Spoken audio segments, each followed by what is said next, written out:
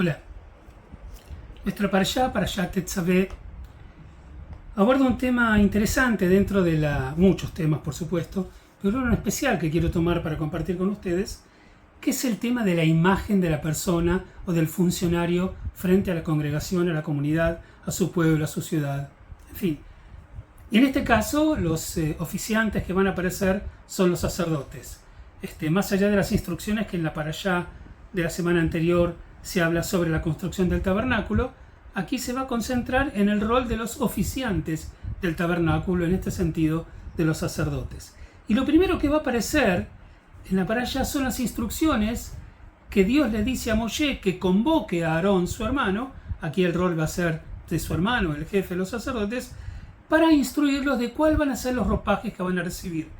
Y hay un detalle bastante minucioso respecto de los ropajes que van a tener, todos ropajes muy lujosos, con mucha presencia, con mucha gallardía, ¿no es cierto? Con mucho flashing, como se dice hoy, a veces también. Y esto, digamos, generó en la literatura rabínica algunos cuestionamientos, porque en general la característica de la tradición judía en la Torá es la humildad, y no justamente aquello que va a encandilar los ojos de los que observan a quienes son los funcionarios. En realidad la humildad, la perspectiva tranquila, la palabra serena, ¿no? Estas son las imágenes y las cuestiones que van a emerger dentro de la tradición judía como valores fundamentales. Entonces tomemos un poquitito a ver cómo dice la Parashá, y dice, hablándole Dios a Aarón, Moshe a Aarón, por instrucción de Dios, le dice: tú habrás de acercar hacia ti a Aarón tu hermano y a sus hijos, y con él de entre los hijos de Israel, para servir ante mí Aarón, Nadab y Abiú, Eleazar e Itamar, los hijos de Aarón, dice el texto. Y habrás de hacer ropajes sacros para tu hermano Aarón, para gloria y esplendor. Estas palabras gloria y esplendor van a ser claves en las que vamos a explicar después. Empero tú hablarás a todos los de corazón sabio, a quienes yo he colmado con espíritu y sabiduría, y ellos harán los ropajes de Aarón para consagrarlo, para servirme a mí. Y estos son los ropajes, veamos un poquito, que harán de hacer un pectoral, un efod, un manto, una túnica bordada, una tiara, un ceñidor. Habrán de hacer ellos ropajes sacros para Aarón tu hermano y para sus hijos para servirme a mí. Ellos habrán de tomar, y ahí empiezan los detalles así muy de imagen fuerte, ¿no? Y dicen: tomar el oro y la púrpura violácea, y la púrpura escarlata, y el carmesí, y el lino fino, y habrán de hacer el efod de oro, de púrpura violácea, y de púrpura escarlata, de carmesí, de lino fino, y de hilo torsal, obra de un entretejedor, 2 cintas por un lado y por el otro, en fin. Y se desarrolla un texto muy extenso sobre el lujo del ropaje. Entonces los sabios dicen: en realidad esto es un problema, porque la tradición judía, como dijimos al principio, sustenta, digamos, la humildad, el recato, ¿no?, la sobriedad como elementos fundamentales para los líderes. ¿Por qué todo esto? Y voy a decir un poquito más, digamos, el elemento de los ropajes especiales, más de una vez, no siempre, pero más de una vez, representan valores negativos dentro de la tradición. Por ejemplo, en el caso de José, la famosa historia de José el soñador, donde su padre Jacob lo prefería a él a sus hermanos y le da un ropaje de príncipe. Pero ese ropaje de príncipe más tarde va a representar la desgracia para él.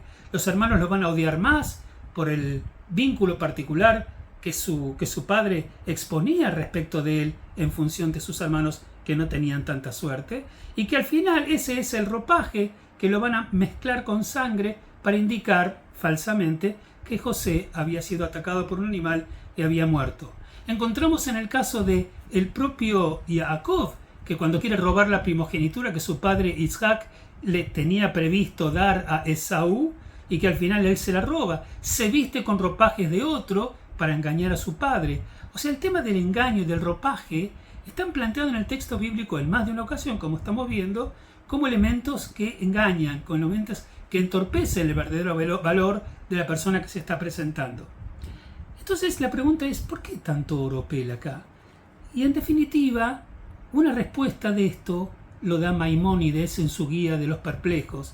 Y Maimónides dice algo así, y dice: en realidad, cuando se prohíbe o se insinúa que no es bueno que usen ropajes que no representen la realidad de la persona que se está vistiendo de esa manera, es para que esa persona no se vea con más brillo y que la gente pueda apreciar de verdad lo que esa persona es. Pero en este caso particular, dice, la gente, los sacerdotes tenían que vestirse así, y dice de esta manera, porque lamentablemente a veces las personas, dice Maimónides, no miran el valor de verdad de la persona, sino que se impresionan por aquello que están mirando simplemente sus ojos.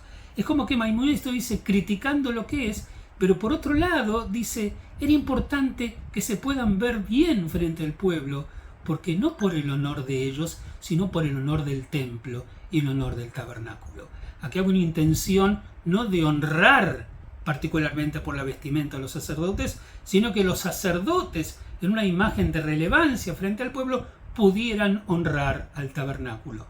Lo interesante es que hay un texto, digamos, que sostiene esta postura, y es que cuando finalmente el rey Saúl cae en desgracia frente a Dios, y entonces Dios le pide a Samuel, el profeta de aquellos tiempos, de que vaya a elegir a otro. Entonces él va a la familia de David, David no había sido elegido todavía, y dice el texto que cuando va a la casa de Ishai, padre de David, para elegir, porque Dios le había instruido que vaya a esa familia para elegir uno de sus hijos, que va a ser el futuro el rey, como dijimos, porque Saúl había caído en desgracia, dice el texto, y aconteció que cuando ellos vinieron y vieron a Eliab, que nuevamente era como Saúl, que Saúl era el más alto de todos en su momento, lo vieron alto, y dijo Samuel a sí mismo, de cierto delante de Dios estás ungido, este hombre de tan maravilloso aspecto, ¿no es cierto?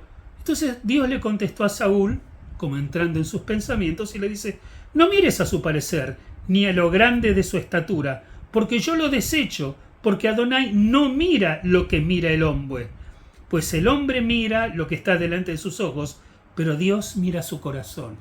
Esto es importante. Pareciera como que Maimónides acepta resignadamente que muchas personas funcionan de esa manera, y él quería que haya honor y dicha en la presencia sacerdotal que se estaban presentando frente al pueblo por el honor del tabernáculo. Pero Dios dice, yo no miro lo que mira el hombre, miro el corazón.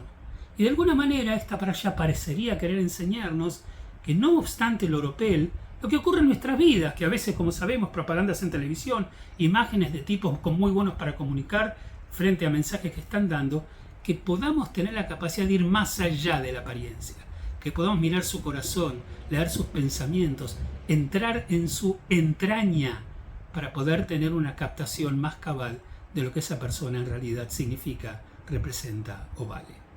Ojalá que podamos aprender de esta parashá, ponernos contentos con las cosas lindas que vemos, pero encontrar el valor en aquello que leemos en el alma de quien tenemos adelante. Shabbat Shalom para todos.